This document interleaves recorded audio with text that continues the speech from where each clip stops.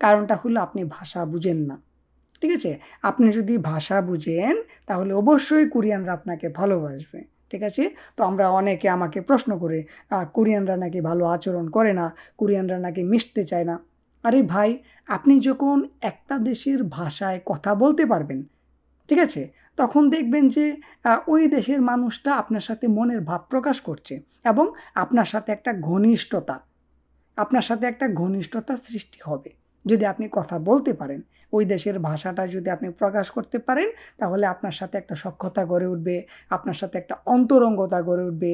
আপনি যার সাথে কাজ করবেন তার সাথে আপনি প্রতিদিন কিছু না কিছু বিষয়ে কথা বলবেন। এইভাবেই মূলত ঘনিষ্ঠতা সৃষ্টি হবে যদি আমরা কোরিয়ান ভাষায় কথা বলতে পারি। সকলের প্রতি শ্রদ্ধা ও ভালোবাসা। আশা করি সবাই ভালো আছেন এবং আমিও আপনাদের সাথে ভালো আছি। তো আজকে আমরা 15তম ক্লাসটি শুরু করব। আমরা দেখতে দেখতে 1 থেকে 14 পর্যন্ত চর্চা সহকারে ক্লাসগুলো করে ফেলেছি।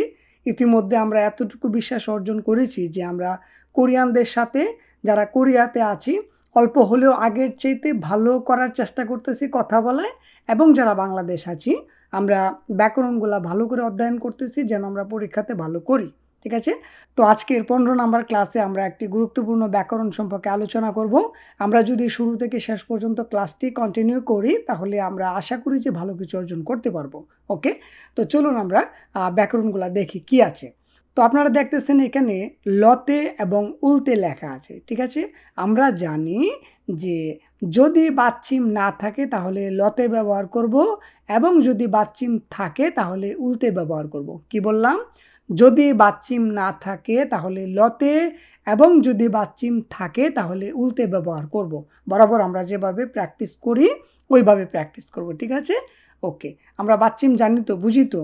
আচ্ছা, যদি বুঝি তাহলে এখন আমরা ব্যাকরণের অর্থটা বুঝবো কি আছে। তো দেখেন, লতে উলতে ব্যাকরণটির অর্থ আছে কোনো কাজ যতক্ষণ চলছে সেই অর্থে।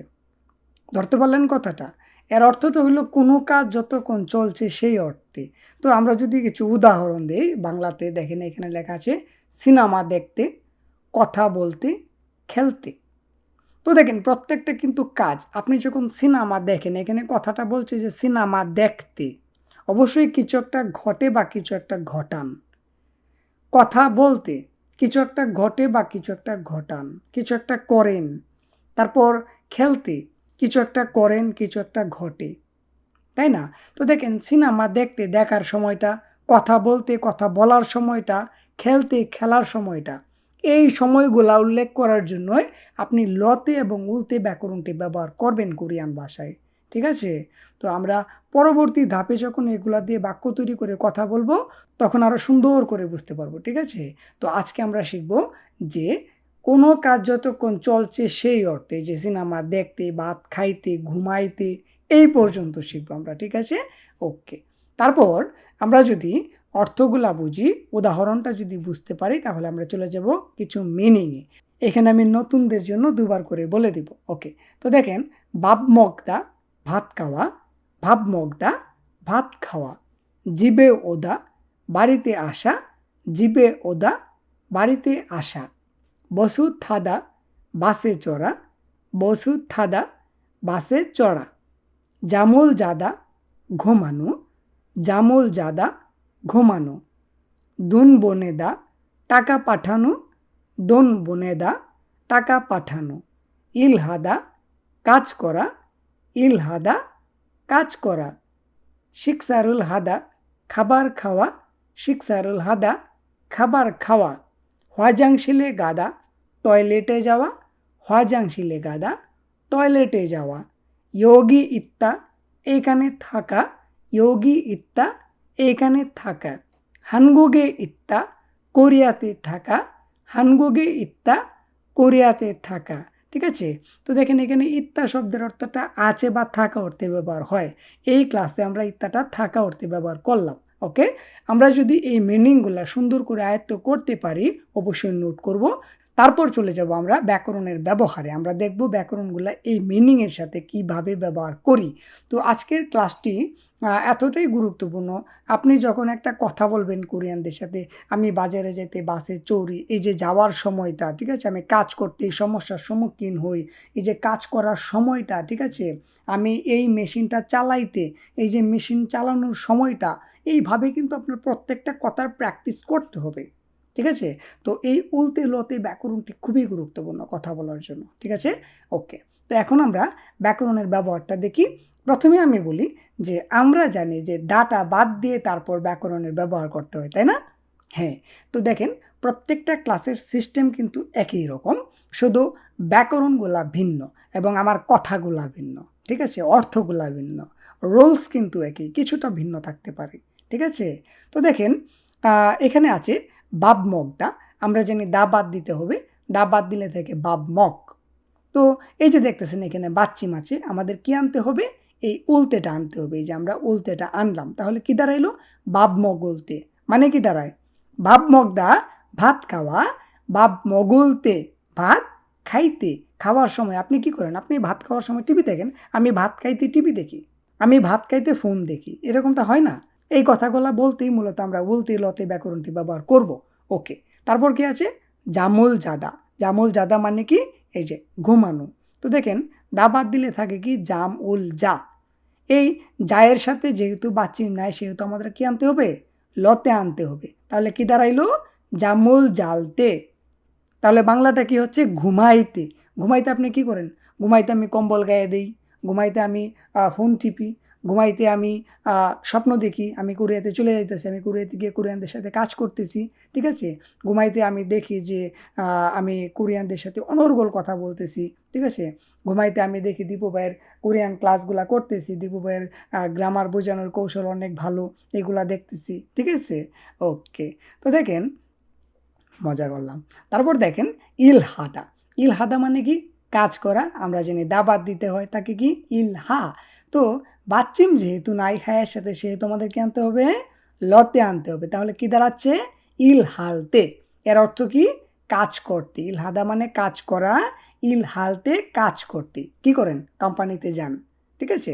জনন ইলহালতে খুংজাঙে গায়ো, জনন বাবমগুলতে হ্যান্দুফুন বায়ো, জনন সিজাঙে ইসুলতে হ্যামবগ মগয়, ঠিক আছে। জনুন বাংলা ইসুলতে হানগুকমাল মুতেস্তয়। এই কথাগুলো আমরা আগামীকালকের ক্লাসে করব, ঠিক আছে। তো আপনার যদি সময় হয় তাহলে আমি 1-2 মিনিট কথা বলতে পারি, ঠিক আছে। তো দেখেন, কথাটা হলো এই, আপনি যদি কোরিয়াতে আসার ইচ্ছা প্রকাশ করেন, মানে আপনি যদি বাংলাদেশে থাকেন ইতিমধ্যে, আপনি যদি কোরিয়াতে আসতে চান, তাহলে আপনার লক্ষ্যটা যেহেতু কোরিয়াতে আসা, সেহেতু আপনাকে আমি বলবো কোরিয়ান ভাষাটাই একটু দক্ষ হয়ে আসুন, ঠিক আছে।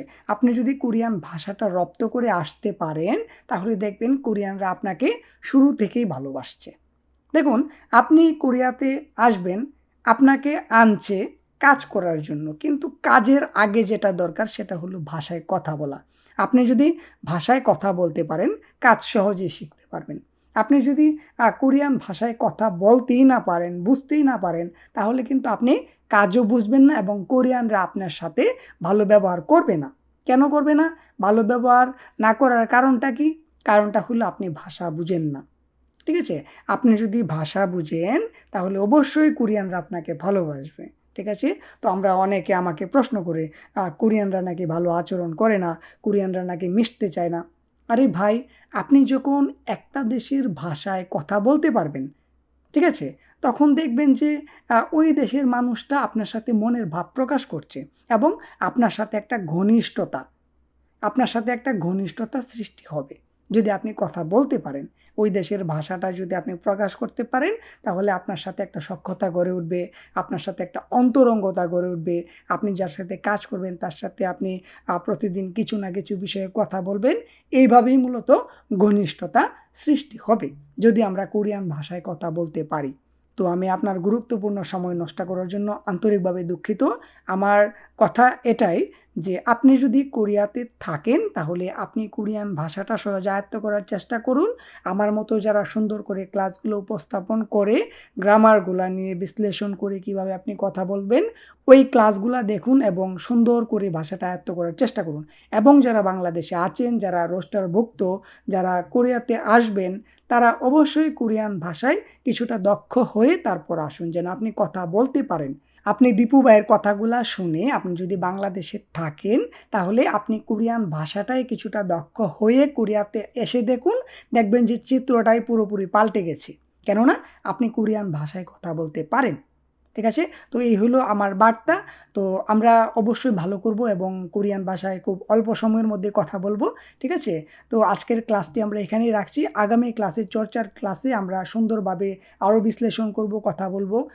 সেই পর্যন্ত সবাই ভালো থাকে, সুস্থ থাকে। সবাইকে অসংখ্য ধন্যবাদ এতক্ষণ দীপু ভাইয়ের সাথে থেকে ক্লাসটি করার জন্য।